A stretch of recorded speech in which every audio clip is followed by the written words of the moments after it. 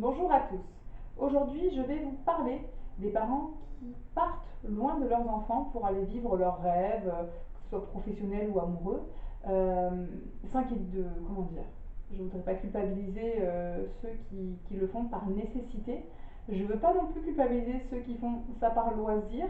Je veux juste responsabiliser et remettre un petit peu une certaine justesse dans la relation éducative et, euh, et de voir, en général c'est des papas, mais je connais aussi des mamans, de voir ces pères qui partent retourner au pays ou partir voilà, un peu loin de leurs enfants, donc ils les voient que pendant les vacances scolaires, et ce, un peu à n'importe quel âge, mais plutôt au début d'adolescence, parce qu'on se dit, bon ben voilà, ils sont grands, ils n'ont plus besoin de moi. Et là, c'est une très très grande erreur.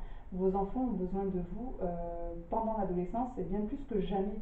C'est là où ils vont se confronter au monde des adultes, c'est là où c'est l'instant le plus anxiogène. Et je me dis pourquoi partir à ce moment-là. Certes, ils ne manifestent pas de l'intérêt à la hauteur d'un petit de 2 ans, 4 ans, 6 ans, mais je vous assure, les besoins sont bien réels.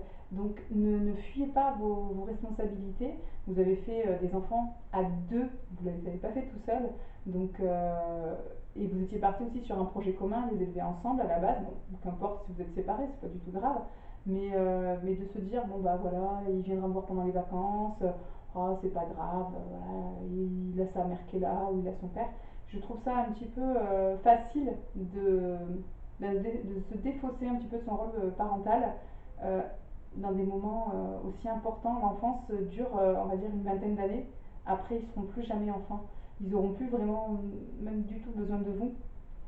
Toujours encore un petit peu parce que vous serez présent, mais il est bien moins difficile de perdre un parent à 20 ans que de le perdre à 14 ans. Donc je me dis toujours, voilà, les 20 premières années sont très importantes, peut-être les 18 premières, ça sera à vous d'évaluer, mais jusqu'à la majorité des enfants, je pense qu'il est très très important de rester et de leur donner des bonnes bases et de montrer qu'on peut s'épanouir en famille, près d'eux, et de partir loin parce qu'on a fait une belle rencontre et parce qu'on a une opportunité professionnelle. Oui, mais vous avez aussi des projets de famille et j'ai envie de dire, vous les avez désirés, vous les avez voulus, bon, ben, ils sont là, il faut aussi jouer le jeu jusqu'au bout. Ça peut culpabiliser certains parents et je voudrais surtout pas faire ça. C'est vraiment la responsabilité que j'aimerais insuffler aux parents qui se posent des questions s'ils vont le faire ou pas. Je pense qu'il est vraiment primordial de se poser cette question-là, même si la relation peut être compliquée avec votre enfant.